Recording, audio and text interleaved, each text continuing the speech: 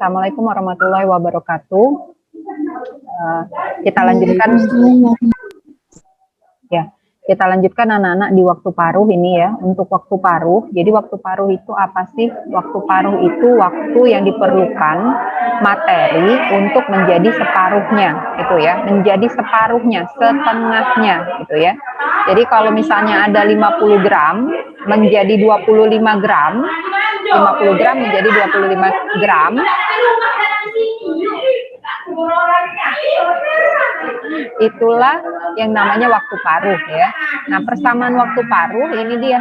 Jadi N sama dengan N0 setengah pangkat T per T setengah. Di mana N itu adalah jumlah inti sesudah peluruhan. N0 itu adalah jumlah inti sebelum peluruhan. Jadi kalau 50 gram menjadi 25 gram berarti yang sesudah peluruhan itu 25, N-nya 25 gitu ya. Kalau N0-nya sebelum peluruhan berarti 50 tadi gitu ya. Setengah ini konstanta, T per T setengah.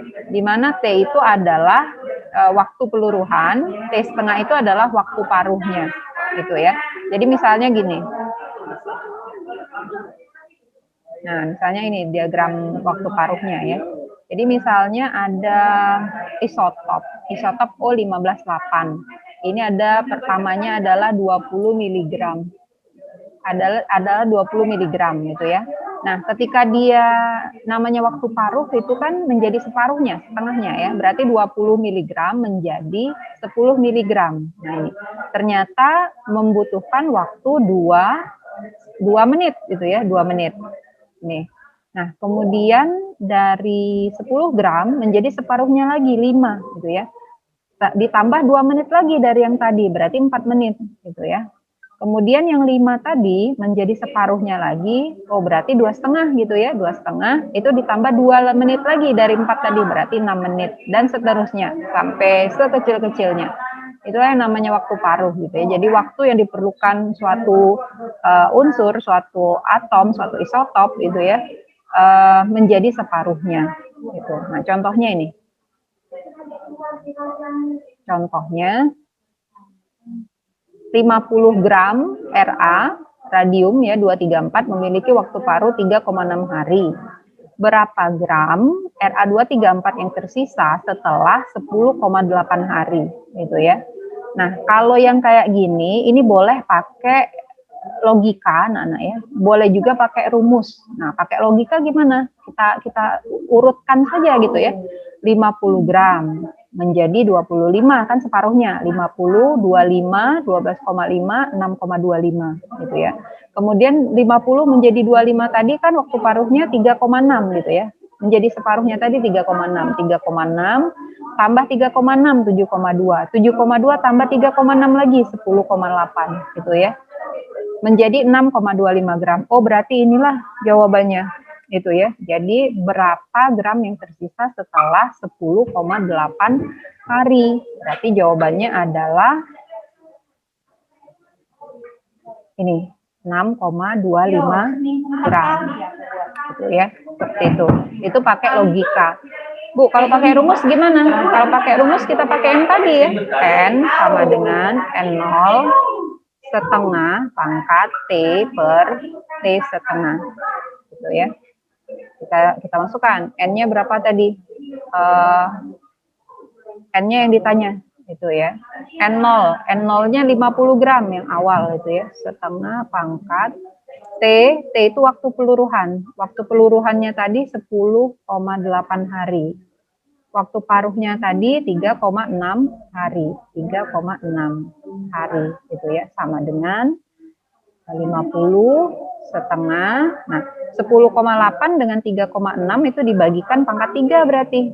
Itu ya, berarti 50 kali 2 pangkat 3, 8. 50 bagi 8, dapatnya 6,25 gram. Gitu ya. Sesuai dengan jawaban di sini.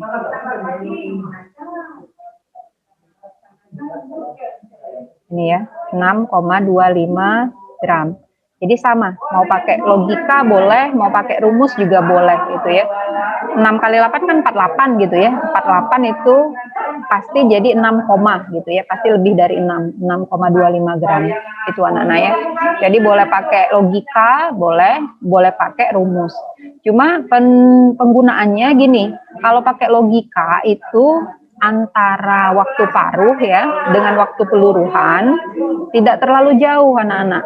Nah, pakai logika bisa seperti ini. Tapi kalau misalnya ya waktu paruhnya 3,6 hari.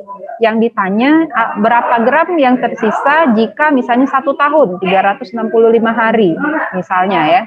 Nih. Nah, ini kan jauh ya antara 3,6 dengan 365 itu ya. Jauh. Nah, kalau jauh susah kita kalau mau pakai ini apa namanya mau pakai logika kayak gini panjang itunya ya. Diagramnya gitu ya itu. Nah, kalau yang panjang kayak gini inilah kita gunakan rumus saja gitu. Learning check di sini ya.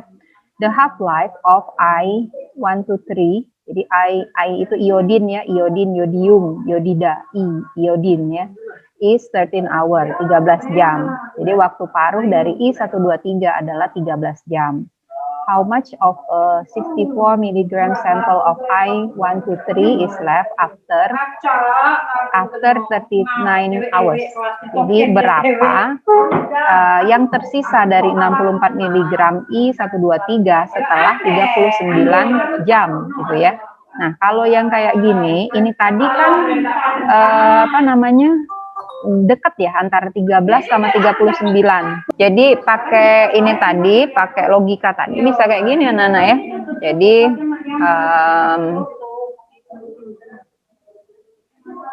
64 ya, 64 miligram menjadi separuh dari 64, 32 ya. 32 separuhnya lagi berapa? 16. Separuhnya lagi 8. Itu ya. Ini. Nah, di sini kita tuliskan lagi. Jadi menjadi separuhnya itu 13 jam. Nah, jadi ini waktu paruhnya nih. Ini tadi ya, waktu paruhnya nih 13 jam. Kita tuliskan di sini 13 jam. Setelah 13 jam lagi kemudian berarti 26 ya. 13 tambah 13, 26. 26 tambah 13 lagi, 39 jam ya. Nah, itu. Ini kan setelah 39 jam. Oh, berarti jawabannya ini, itu ya. Nah, ini jawabannya nih, kuncinya. Benar ya? Itu secara logika, pakai logika. Kalau mau pakai rumus boleh. Pakai rumus berarti N sama dengan N0 setengah pangkat T per T setengah. Ini ya, kita masukkan lah. Ya, kita masukkan di situ N-nya yang dicari, N0-nya 64 tadi ya, 64 setengah pangkat waktu peluruhan, waktu semua ya, waktu yang semua 39. Kemudian waktu paruh 13. 39 bagi 13, 3 ya. Jadi 64 setengah 2 pangkat 3 ya. 2 pangkat 3 adalah 8 gitu ya. 64 bagi 8 adalah 8. Nah, ini jawabannya. Ini ya. Karbon 14 adalah isotop radioaktif yang memiliki waktu paruh 5.730 tahun. Berapa gram sisa materinya jika 20 gram sampel radioaktif ini meluruh selama 10.000 tahun? Ya. Ya. Jadi berapa gram sisa materinya jika 20 gram. Jadi karbon C14 ya. C14 itu yang digunakan untuk mengetahui umur fosil ya. Umur fosil. Jadi misalnya ketemu jasadnya Firaun gitu ya. Kita pengen tahu berapa fosil Firaun itu gitu ya. Sudah mati selama berapa, sudah terkubur, sudah mati selama berapa ribu tahun yang lalu misalnya ya. Nah, kita pakai C14. Jadi ada C14, waktu paruhnya 5.730 tahun, yang ditanya berapa gram sisa materi jika 20 gram sampel radioaktif ini meluruh selama 10.000 tahun, gitu ya, itu. Nah, jawabannya, nah ini kita pakai rumus kayak gini tadi ya, N sama dengan N0 setengah pangkat T per T setengah. Awalnya 20 gram, tulis 20 setengah ya. Kemudian meluruh selama 10.000 tahun. Jadi waktunya ya 10.000 dibagi dengan waktu paruh. T setengah itu waktu paruh. Waktu paruh 5730. Nah ini bagikan gitu ya. 10.000 bagi 5730 itu 1,75. Ini ya. Nah, kalau ketemu kayak gini, ini kita tidak bisa selesaikan secara manual anak-anak ya, karena harus pakai kalkulator ya. Setengah pangkat 1,75. Itu kalau di kalkulator, kalian bisa pencet ya. Pencet, setengah itu kan 0,5 ya. 0,5 pencet ya. Kemudian pencet, kalau kalkulatornya adalah kalkulator Casio ya, kalian pencet Y pangkat X. Gitu ya, Y pangkat X. Kemudian 1,75 pencet lagi, kemudian pencet lagi sama dengan. Nah, itu. Nanti akan dapat jawabannya gitu ya. Atau kalau misalnya tidak punya Y pangkat X, ada tanda kayak gini. Nah, ini ya, kayak gini. Ini artinya eksponen ya. Eksponen itu pangkat gitu ya. Ada pangkat. Jadi kalau kalian pernah lihat di apa namanya di Google misalnya ya, 2 pangkat 2 itu karena nggak bisa nulisnya, akhirnya ditulis kayak gini. Nah, itu ya, itu artinya pangkat nih, ini ya. Jadi silahkan saja dipencet, ada tanda gini, kemudian 1,75, kemudian pencet lagi sama dengan, gitu ya. Gitu. Nanti dapatnya, ya Ibu pakai kalkulator ya, kalkulator Ibu ini ya yang biasa.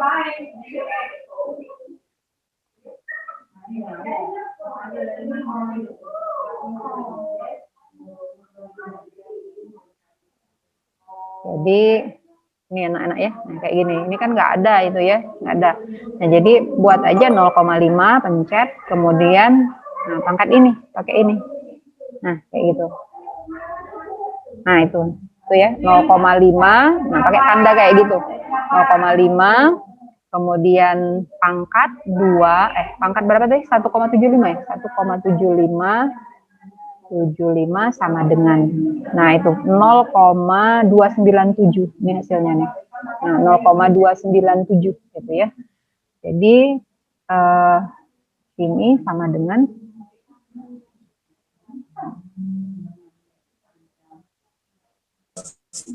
20 kali 0,297. Nah, kalau dikalikan dengan 20 tadi hasilnya 5,9460355 dan seterusnya. Ini, nah makanya dibulatkan menjadi 5,96. 5,95 gitu ya. 946 kan dibulatkan menjadi 595 gitu ya. 5,95 gram. Ini anak-anak.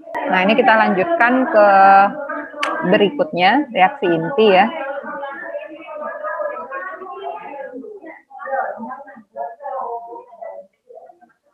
Ya, nah jadi reaksi inti ini dibuat dengan cara menembakkan neutron pada sebuah inti berat sehingga dipancarkan energi. Jadi untuk reaksi inti, ini misalnya contohnya ini anak-anak ya, P, fosfor. P3115 ditambah N10 itu menjadi P3215 ditambah dengan gamma ya, sinar gamma ditambah dengan energi. Artinya ketika fosfor itu ditembak dengan neutron, itu akan menjadi isotop ya, isotop fosfor yang sama protonnya, jumlah protonnya atau dalam hal ini isotop ya, dengan memancarkan sinar gamma ditambah dengan energi. Jadi dia memancarkan sinar gamma dan energi. Ini untuk reaksi inti. Nah, hukum kekekalan yang ada pada reaksi inti itu ada 4 macam, yaitu hukum kekekalan momentum ya, momentum sesudah dengan sebelum reaksi adalah sama. Kemudian ada kekekalan nomor atom, artinya nomor atom sebelah kiri maupun nomor atom sebelah kanan itu sama gitu ya. Dalam hal ini contohnya ini nah, uranium 92 ya, nomor atomnya 92, di sebelah kanannya juga 92. Kemudian nomor massa. Kemudian nomor massa di sini Antara sebelah kanan sama sebelah kiri sama ya. Sebelah kanan dengan sebelah kiri sama. Kanan 239 ya. Yang kiri 238 ditambah 1 kan sama itu ya. Kemudian ada satu lagi adalah kekekalan energi. Untuk kekekalan energi artinya energi sebelum dengan sesudah reaksi adalah sama. Nah, kemudian ada beberapa partikel yang sudah kita pelajari di pertemuan sebelumnya itu anak-anak ya. Ada neutron 10, proton 11, kemudian alfa 42, kemudian elektron 0 min 1, gamma ya 00, kemudian beta yang sama dengan elektron ya 0 min 1, dan ada namanya positron. Positron 0 plus 1. Itu ya. Kemudian penerapan proses nuklir ini energi dapat dilepaskan pada sebuah reaksi nuklir dengan dua cara ya. Jadi ada reaksi fisi dan ada reaksi fusi. Fisi itu adalah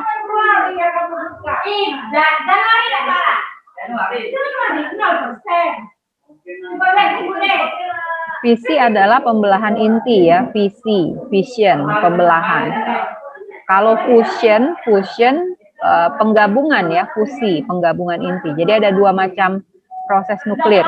Ada fisi, pembelahan inti, ada fusi, penggabungan inti. Nah, kita lihat masing-masing. Untuk fisi itu biasanya karena ditembakkan dengan neutron yang menyebabkan nukleus membelah. Jadi dia karena ditembakkan neutron. Kemudian massa dikonversi menjadi energi. Kemudian semua reaktor nuklir sekarang ini menggunakan fisi. Jadi tidak ada lagi yang menggunakan fusi zaman sekarang ya, tapi fisi semua. Zaman dulu ada gitu ya, tapi ada yang sudah meledak gitu ya, karena tidak aman untuk yang fisi ini ya, pembelahan inti ini. Oke, kemudian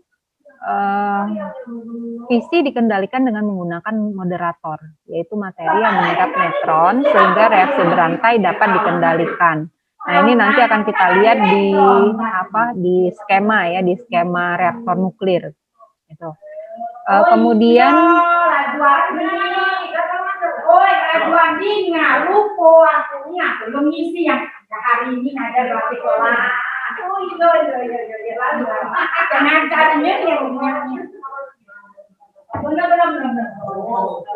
ya, oke, reaksi fisi ya. Reaksi fisi itu misalnya ada inti berat uranium ya, uranium 23592. Ini ditembakkan dengan neutron, gitu ya, inti berat menjadi inti tidak stabil. Nah, inti tidak stabilnya adalah U23692, gitu ya. Nah, ketika dia membelah ya, meledak gitu ya, membelahnya menjadi kripton Kr ya, kripton 9236 dan Ba barium 14156 dan membebaskan energi sebesar 2 kali 10 pangkat 9 kilojoule per mol. Ini ya. Nah, jadi inilah contoh dari reaksi fusi. Jadi ada sebuah inti berat ya, ditembakkan dengan neutron menjadi inti tidak stabil, kemudian meledak menjadi inti yang baru, kripton dan barium, dan membebaskan energi. Jadi contohnya kira-kira seperti ini reaksi fisi, ya. Nah, kemudian bisa jadi ketika reaksi itu tidak dikendalikan, itu bisa menjadi reaksi fisi berantai. Jadi maksud berantai itu gini anak-anak. Jadi misalnya ada sebuah inti gitu ya, inti berat, ditembakkan dengan neutron. Itu kan menjadi dua inti baru, tadi ya kripton sama barium tadi ya, misalnya seperti itu. Nah, ketika kripton dengan barium ini tadi masing-masing ditembakkan lagi dengan neutron yang baru, ditembakkan lagi dengan neutron yang baru, itu kan akan membelah lagi menjadi inti yang lain gitu ya. Ini pun akan membelah lagi. Ketika ditembakkan lagi dengan neutron, ketemu dengan neutron, dia akan membelah lagi gitu ya. Nah, kalau ini terjadi secara terus-menerus, secara berantai, itulah yang dinamakan dengan reaksi berantai, reaksi fisi berantai. Dan ini berakibat fatal anak-anak ya. Jadi contohnya itu kalau dalam sejarah itu ada reaktor Chernobyl namanya. Jadi reaktor Chernobyl di Rusia itu meledak ya, yang mengakibatkan satu kota itu lumpuh gitu ya. Tahun berapa ya? Ibu masih SD ya, masih SD atau SMP dulu ketika reaktor tersebut meledak gitu ya. Itu. Nah, jadi harus dikendalikan. Dikendalikannya pakai apa? Nah, itulah tadi ada moderator, ada batang kendali namanya. Nanti akan kita lihat di di reaktor, skema reaktor nuklir itu tadi ya. Oke, kita lanjutkan. Kalau tadi fisi, nah sekarang fusi. Fusi itu penggabungan ya, penggabungan inti. Jadi reaksi fusi itu menggunakan inti ringan. Jadi biasanya kita pakai adalah isotop hidrogen. Inti ringan itu maksudnya nomor massa maupun nomor atomnya tidak besar anak-anak ya. Itu di bagian kalau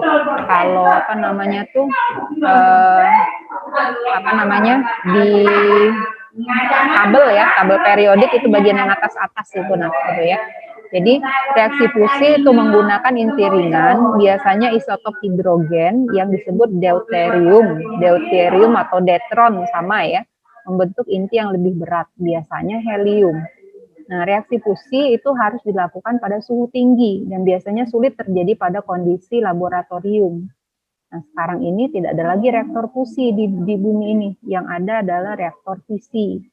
Gitu ya. Nah, jadi fusi itu kalau alaminya itu terjadi di matahari dan bintang, gitu, karena menghasilkan energi karena reaksi fusi.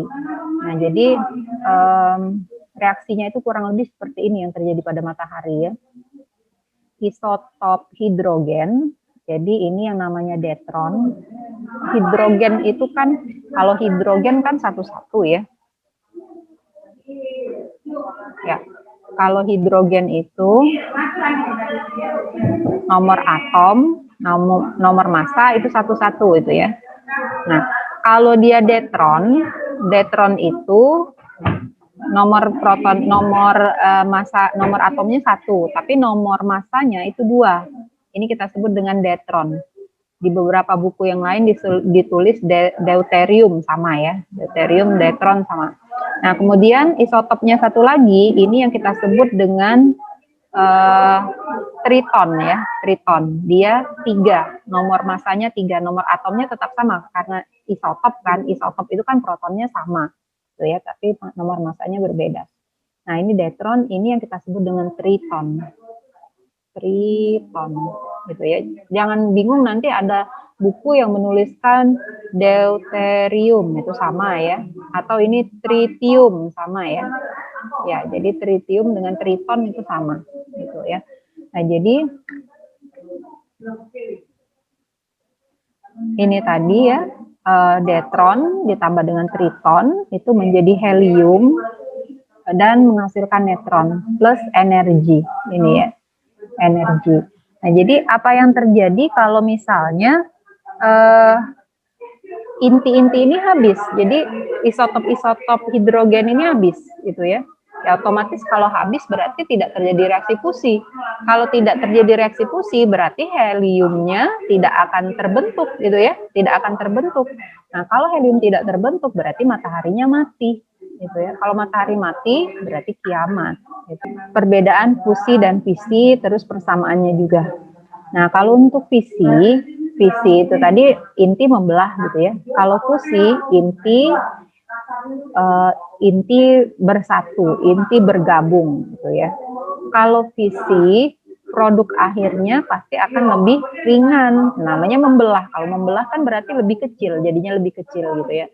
Nah, kalau fusi namanya menggabung, pasti hasil akhirnya lebih berat. Kemudian di fusi itu tapi persamaannya bahwa mau fisi maupun fusi energinya itu sama-sama dilepaskan. Jadi dalam fusi itu energi dilepas, dalam fisi juga energi dilepas. Kemudian persamaannya lagi apa? Ini berganti nuklir, berganti inti itu ya. Artinya intinya itu berubah menjadi inti lain, baik fusi maupun fisi. Nah, tapi kalau di fusi itu tidak bisa berisi reaksi itu ya. Kemudian pada fusi itu energinya dibebaskan. Nah, ini reaktor nuklir ya. Jadi kira-kira yang terjadi pada reaktor nuklir itu kayak gini. Ini ya. Jadi ada reaktor, kemudian ada air, kemudian ada pompa ya. Kemudian ada batang kendali ini, batang kendali. Kemudian ada uap, ya, uap. Kemudian ada pompa lagi ya. Kemudian ada turbin di sini. Kemudian di sini ada air ya. Di diagram reaktor nuklir ini kayak gini. Nah, gimana cara menjadikannya nuklir ya silakan kalian baca di buku juga ada ya, di internet juga ada. Oke, kemudian kita lanjutkan. Kita lanjutkan.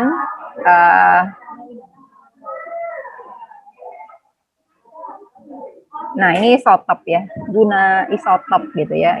Jadi isotop ini apa sih gunanya itu ya, isotop ini macam-macam. Jadi ada di bagian kesehatan, nanti ada di bagian perindustrian, ya, ada di bagian pengawetan makanan gitu ya.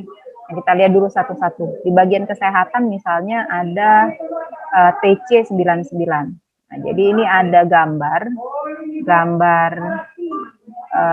tiroid ya, tiroid manusia. Tiroid itu di mana sih? Ini ya. Kalian yang belajar biologi itu ya.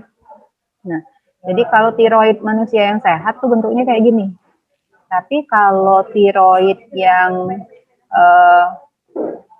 ada istilahnya hipertiroidisme gitu ya, itu akan terbentuk gambarannya kayak gini. Nah, ini gambar. Kemudian untuk radiasi makanan. Nah, radiasi makanan ini dengan sinar gamma. Kita bisa pakai sinar gamma atau pakai kobal 60.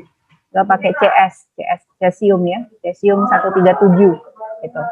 Nah, jadi kalau susu yang diradiasi itu dapat bertahan selama 3 bulan walaupun tidak disimpan di lemari es. Ini anak-anak ya. Ini. Radiasi juga dapat dilakukan pada daging dan telur supaya tidak cepat busuk. Peluruhan radiokarbon. Nah, ini peluruhan radiokarbon contohnya yang Ibu sebutkan tadi ya. Jadi C14 ini digunakan untuk mengetahui umur fosil ya. Umur fosil apapun yang diketemukan oleh ahli atau peneliti gitu ya. Nah, itu bisa diketahui berapa umurnya dan sudah berapa lama dia tertimbun gitu ya. Nah, jadi C14 itu dibuatnya di atmosfer dengan reaksi nuklir yang diawali oleh neutron dalam radiasi kosmik. Jadi kira-kira bentuk reaksinya kayak gini. N14 ditembakkan dengan neutron, itu akan menjadi C14 ditambah dengan hidrogen. Nah, C14 ini dioksidasi menjadi CO2. CO2 yang mengalami sirkulasi melalui biosfer. Nah, jadi ketika makhluk hidup itu mati ya, C14-nya tidak ikut hilang.